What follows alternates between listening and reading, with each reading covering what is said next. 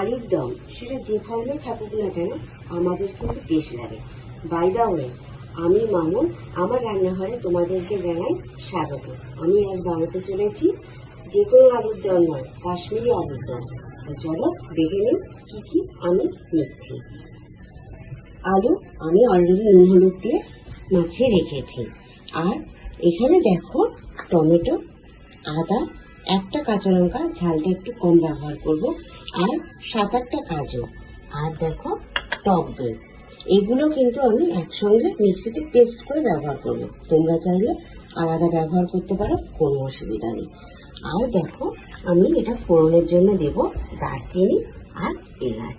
আর কিছু আমি গুঁড়ো মশলা অ্যাড করব, সেগুলো দেখো কাশ্মীরি আলুর দম বানাবো, তার জন্য কাশ্মীরি লঙ্কার গুঁড়ো, এটা একটা রেস্টুরেন্ট ম্যাজিক মশলা, আর লাস্টে গরম মশলা।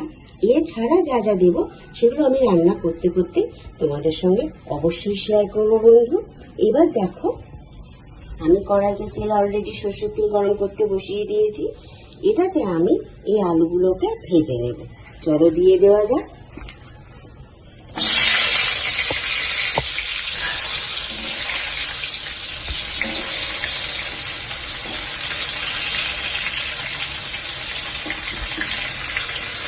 এই আলুগুলোকে আমি খুব ভালো করে ভেজে নেব।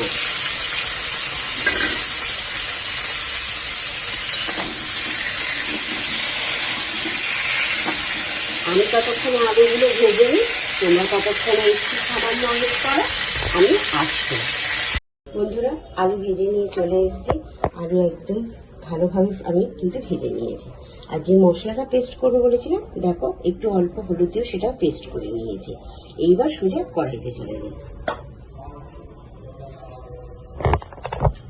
ফোড়নটা দিয়ে দিলাম, ফ্লেভার আসা পর্যন্ত অপেক্ষা করব।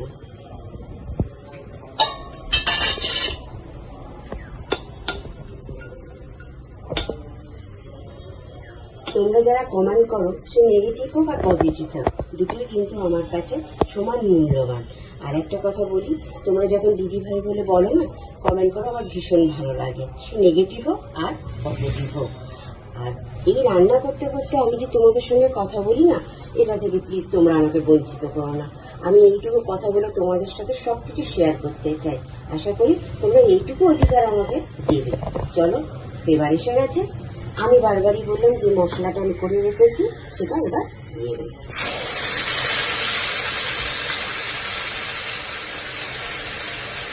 একটু নাড়িয়ে নেব।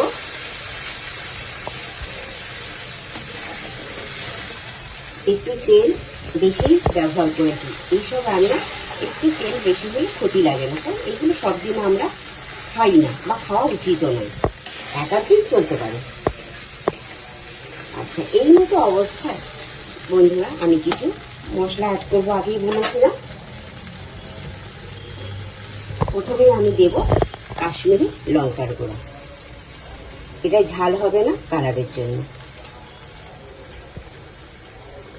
আর দেব রেস্টুরেন্ট ম্যাজিক মশলা, পুরোটাই ঢেলে দিলাম। এগুলো কিন্তু আমি বাজার চলতি, কোনো ব্র্যান্ড রেট আমি কিন্তু প্রমোশন করছি না। ভালো করে কষিয়ে নেব।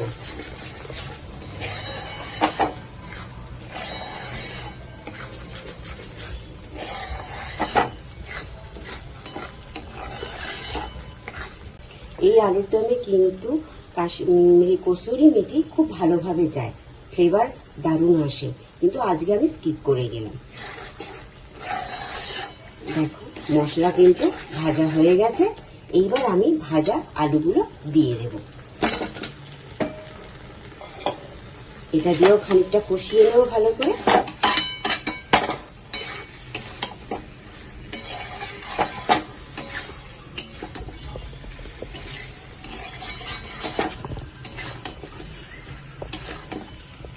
এটা দিয়ে কিন্তু মিনিট 2 আমি একটু ভালো করে কষিয়ে নেব। আর কষানোর পর আমি এটাতে অল্প গরম জল ব্যবহার করব। বন্ধুরা, আমার তো মনে হয় কালারটা ফাটাফাটি এসছে, টেস্টটা দেখে নিতে হবে। আচ্ছা, আমি ভাজার সময় আলুতে নুন দিয়েছিলাম, আর এখন আর একটু অল্প লবণ অ্যাড করব। সামান্য। টেস্টটা ব্যালেন্স করার জন্য অল্প চিনিও দেব, অল্প।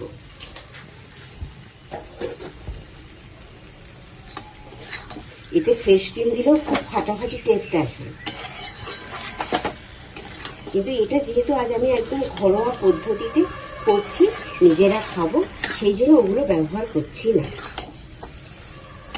সম্পূর্ণ নিজের পদ্ধতিতেই বানাচ্ছি বন্ধুরা। তোমরা কমেন্টে জানিও কেমন লাগলো।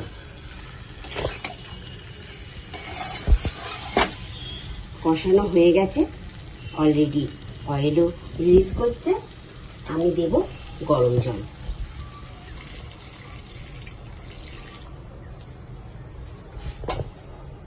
আবার একটু নাড়িয়ে দেব।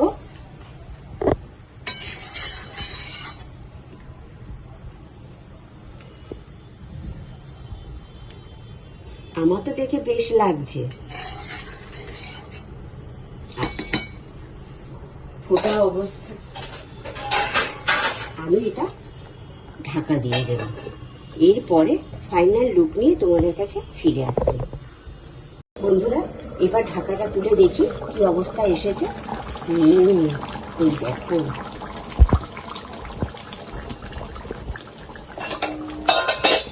একটু নাড়িয়ে দিয়ে হয়ে গেল।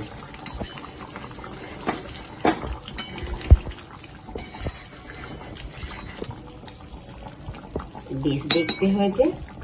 এইরকম অবস্থায় একটু বাটারও দেওয়া যেতে পারে। বাটার নেই, আমি ঘি দিচ্ছি। ফ্রেশ ক্রিম থাকলে দিতাম, নেই, কিন্তু থাকলে বেশ ভালো লাগে। তবে ঘি দিচ্ছি, মন্দ লাগবে না। রুটি, গরম পরোটা, পোলাও জমে যাবে। ব্যাস। আর দেব শাহি গরম মশলা, বেনুদি সিক্রেট মশলা।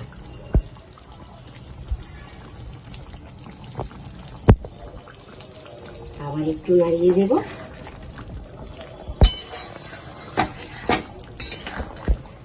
আমার প্রিপারেশন কিন্তু অলমোস্ট ডান। এই অবস্থায় আমি গ্যাসের ফ্লেম বন্ধ করে ঢাকনা দিয়ে কিছুটা স্ট্যান্ডিং টাইমের জন্য ছেড়ে দেব। আর তোমাদেরকে অনুরোধ করব লাইক, কমেন্ট, সাবস্ক্রাইব করার জন্য। আর একটু শেয়ার করে আমাকে একটু এগিয়ে যেতে সাহায্য করো তোমরা। আবার খুব শীঘ্রই আসবো একটা অন্য কোনো সাধারণ রেসিপি নিয়ে। তাড়াতাড়ি কথা দিচ্ছি। আজকে আমি আসি।